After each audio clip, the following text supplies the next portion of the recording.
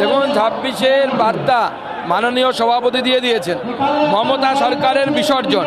আমরা সেই মন্ত্রটাকে নিয়ে সামনের দিকে এগিয়ে যাব।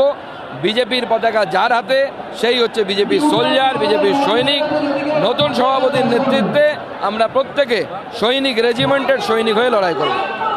শ্রমিক ভট্টাচার্য নাকি দক্ষ সংগঠক নয়, তৃণমূল বলছে যে দক্ষ সংগঠক নয়। আমরা এবছরে অতীতের সব রেকর্ড মেনেছি। তৃণমূলের চিন্তা করার দরকার নেই। তৃণমূল নিজের দলটা কীভাবে বাঁচাবে সেটা চিন্তা করুন।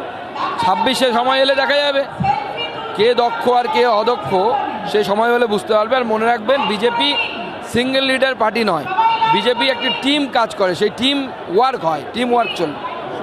শ্রমিক ভট্টাচার্য নরমপন্থী নেতা, তার দ্বারা কি 2026-এ যে না না, এই যে আপনারা সব ট্যাগ লাগিয়ে দেন না, নরমপন্থী, লড়াকু, অমুক তমুক, এগুলো ট্যাগ বিজেপিতে চলে না।